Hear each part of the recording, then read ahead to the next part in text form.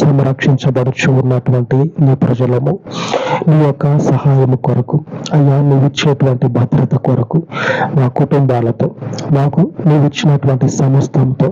నీ సన్నిధిలో నిలిచి నీ గొప్ప అయ్యా ఇదిగో మార్గంలో నడుచుచు ఉండగా దినమంతయు రోజంతయు అయ్యా మాసమంతయు సంవత్సరములన్నీ కూడా నీ యొక్క కృపా కాపుదలలో వర్తిల్ల చేసి మాకు నీవిచ్చిన సమస్తమును కూడా మీ కాపుదలలో భద్రపరచమని